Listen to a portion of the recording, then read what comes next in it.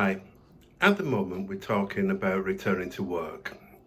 It's still a very difficult subject to broach for a number of reasons. How do we do it? How many people can return to work? But as we know, as we've discussed, we're looking at furlough payments coming to an end, and over the next few months, the responsibility for at least parts of the payments are going to be transferred to the employers. There's pressure for furlough payments to be continued, but it's not necessarily going to be the case. So let's work upon the assumption that in October, furlough payments will be ending. And we're looking at the prospect of redundancies, which we've also discussed before, and we will discuss again today. Now, when we're looking at things like redundancy today, something like 1,500 possible redundancies have been announced for WH Smith. So we've got numerous large organisations, British Airways, WH Smith, and many more that have been announcing the prospect of redundancies and changing the terms of conditions of employment. They say to stay in business, but we're looking at some problems here. I'll come to those in a moment. One of the things that I discussed in the last video was about reducing hours and not people, and that did get one or two reactions from people on my Facebook page, and one actually called me an idiot for proposing that, because many people cannot afford to work for 16, 20 hours a week. They need more earnings. And I do, genuinely, I do understand that, but I also understand what it's like to be unemployed and to be made redundant.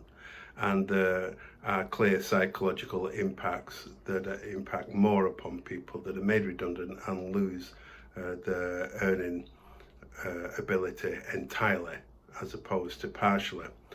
And I understand the difficulties of working part-time hours, because there have been times when I've had to do that. There have been times when I've had no earnings at all. And there are times, like the past few months, where my earnings have been so restricted that I'm experiencing financial difficulties as well. So I'm empathetic to the issues of financial difficulties that come with less hours. And the point that I'm making is largely not just about reducing hours, but looking at alternatives and working together to achieve them. Now, in that, I want to talk about the prospects that we have here, the potentials that we have.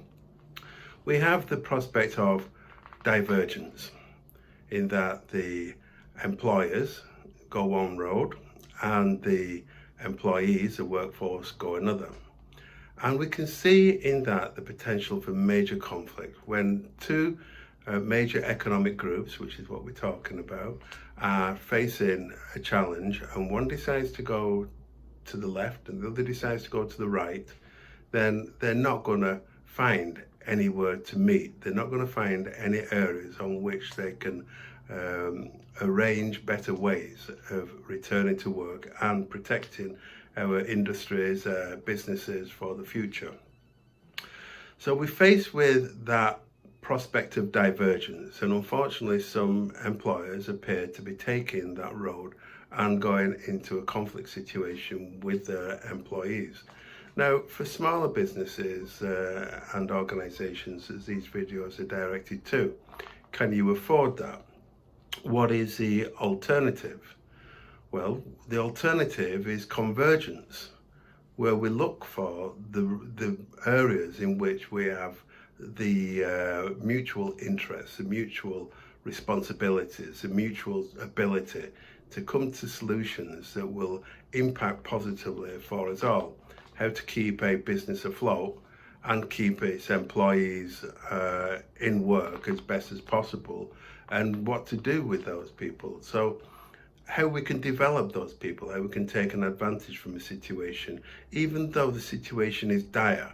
Without that hope, without being able to take advantage of a situation and say, here's some optimism, here's what we're looking for in the future.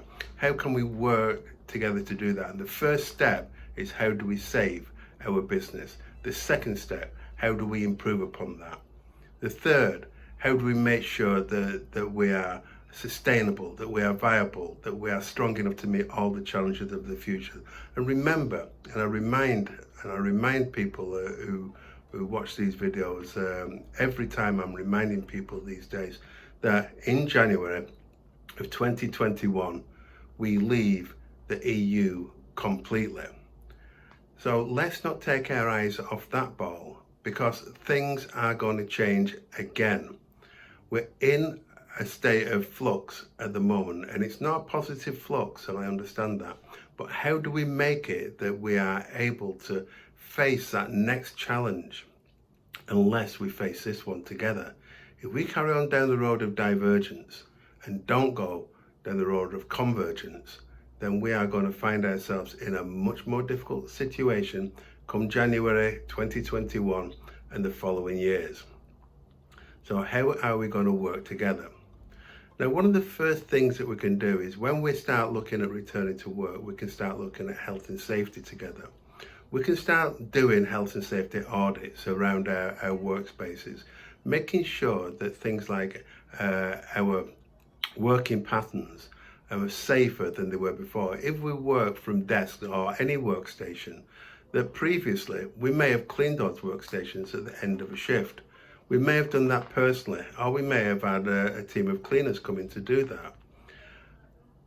Over the years, a lot of these things have changed where cleaners in offices, I know, in offices, they don't come round and clean your keyboards, they don't come round and clean your desk. They're on a different kind of a contract these days. They will vacuum up, they will do some deep cleaning occasionally, it will be scheduled. Now, you might work in a place where there's a luxury of people coming around and cleaning your equipment every day, cleaning your desk every day, cleaning your workstation every day. But as far as I'm concerned, these things have to change. We have to start cleaning with much more frequency. We have to have disposable areas for where we can dispose of the cleaning materials that we use and do that safely. We have to make it so that breaks are staggered. We have to make it that if we use lifts to get to and from our workplaces, that we minimize the use of those lifts because we've come into too close a contact with people. We have to make sure that there are sufficient numbers of masks and cleaning materials available.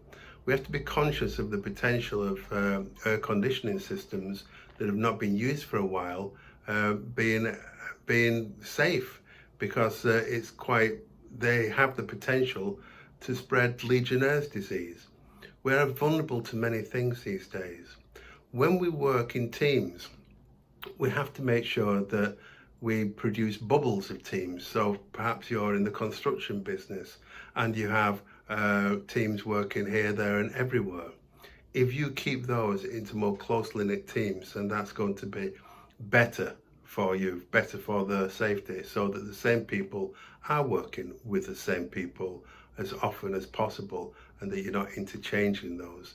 So all sorts of things, and these health and safety audits can be carried out best between the employer and the employee, and better even if at least one of those is trained to an acceptable certifiable standard, so that they can contribute more positively to the health and safety of people returning to work. But the point that I'm really making, and the point that I will constantly make, is that whatever the situation that we're coming back to, if we go down the road of divergence, we go down the road of conflict. If we go down the road of convergence, then we go down the road of collaboration, of cooperation, of identifying the issues and the areas where we can work together and will work together. And when we do that, we face a much more positive future. No doubt a difficult future.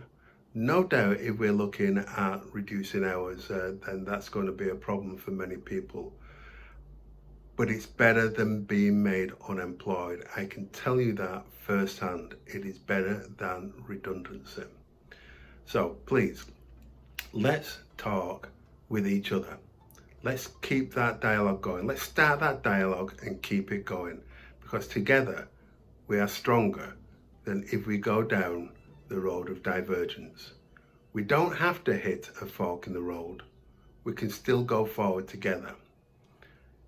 Thank you for watching.